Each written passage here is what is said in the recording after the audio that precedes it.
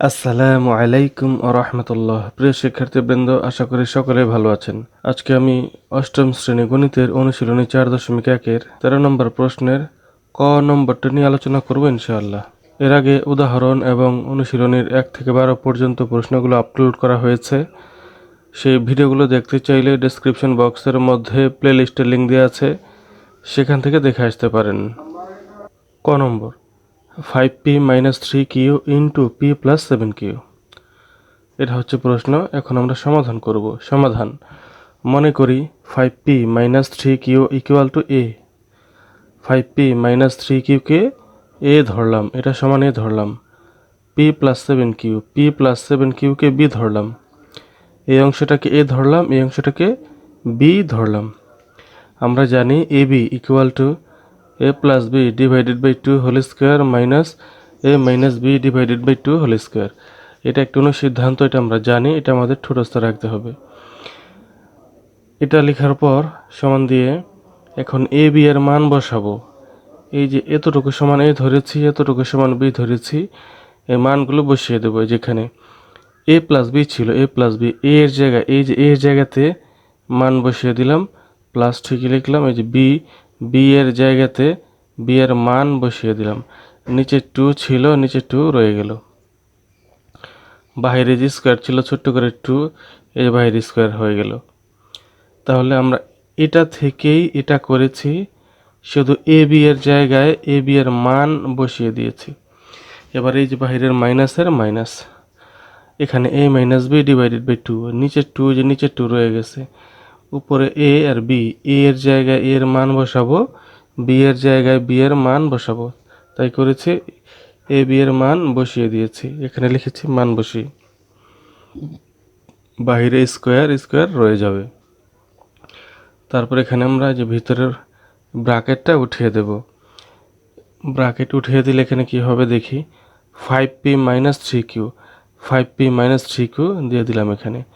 আর এখানে p plus 7q, p plus 7q হবে। এখানে কোনো চিহ্নের পরিবর্তন হবে না, কারণ ব্র্যাকেটের বাইরে প্লাস রয়েছে, চিহ্নের কোনো পরিবর্তন হবে না। নিচে 2 নিচে থাকবে। তারপরে এই যে মাইনাসের মাইনাস থাকবে এখানে, বাইরের মাইনাসের মাইনাস। আর এখানে 5p - 3q, এটা ঠিকই লিখব, 5p - 3q লিখব। কিন্তু এখানে ব্র্যাকেটের বাহিরে, ব্র্যাকেটের বাম পাশে মাইনাস রয়েছে, ব্র্যাকেটের বাম পাশে মাইনাস রয়েছে।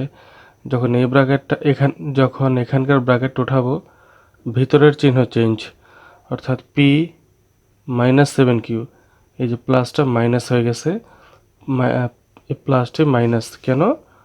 ব্র্যাকেটের বাম পাশে মাইনাস থাকলে ব্র্যাকেট উঠানোর সময় ভিতরের চিহ্ন চেঞ্জ হয়ে যায়। 7q লিখলাম।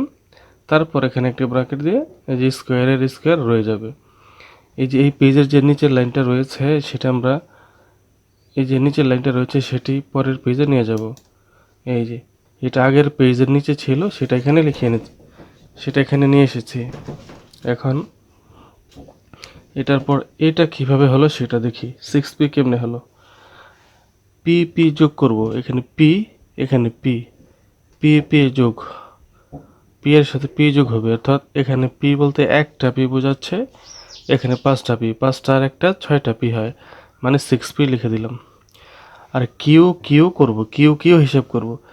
3q হচ্ছে মাইনাস, 7q হচ্ছে প্লাস। কি করব তাহলে? 7q থেকে 3q কে বাদ দিব, তাহলে 4q থাকবে। 4q লিখলাম, এখানে প্লাস দিলাম কেন? 7 এর বাম পাশে প্লাস চিহ্ন রয়েছে, এই জন্য এখানে প্লাস দিলাম। আশা করি এই যোগ বিয়োগটা বুঝতে পেরেছেন। নিচে 2 নিচে রয়ে যাবে, আর বাইরে যে স্কোয়ার ছিল স্কোয়ার রয়ে যাবে। এবার এই মাইনাসের মাইনাস।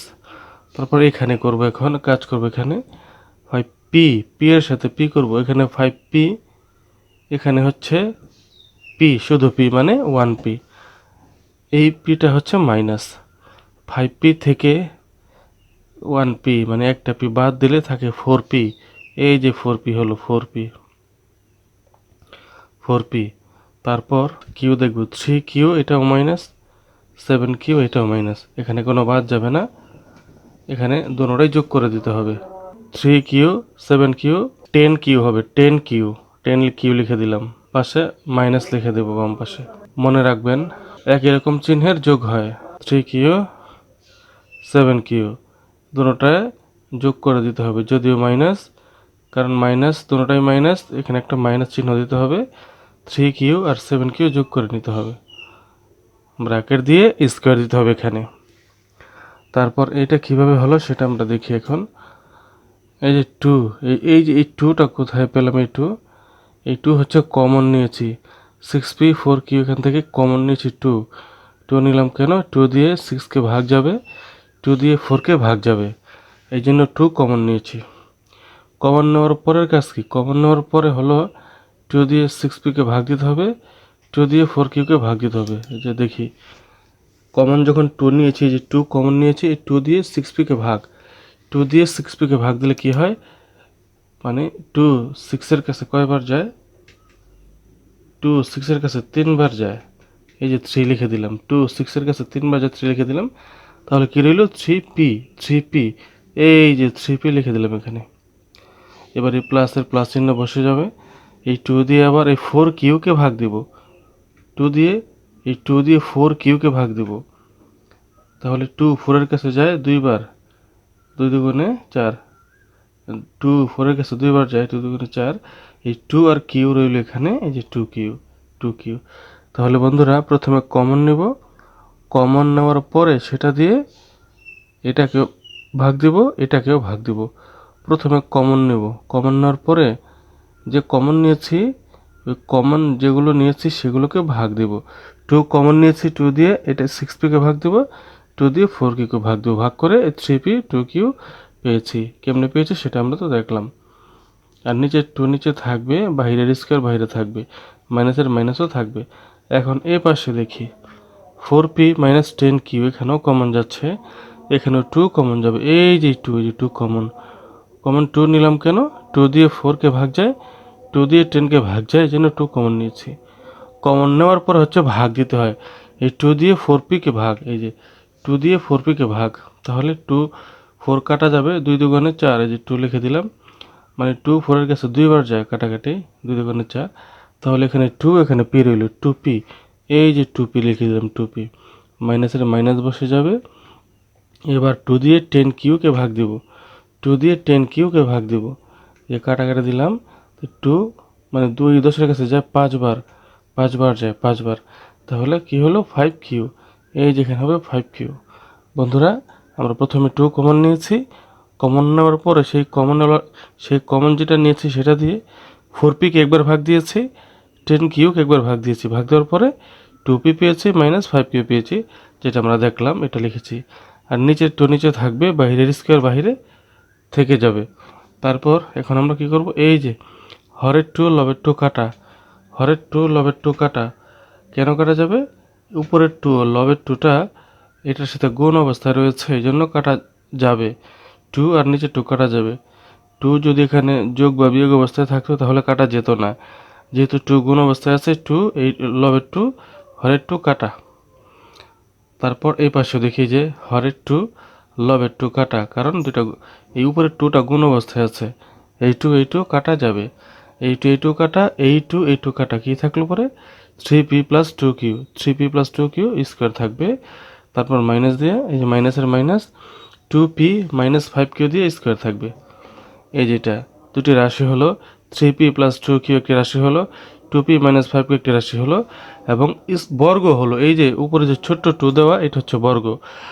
আর অন্তর মানে হচ্ছে বিয়োগ, এই যে মাইনাসটা রয়েছে এটা হচ্ছে অন্তর। তাহলে দুটি রাশি পেলাম, দুটি বর্গ পেলাম, আবার অন্তরও পেলাম, যা দুইটি রাশির বর্গের অন্তররূপে প্রকাশ করে।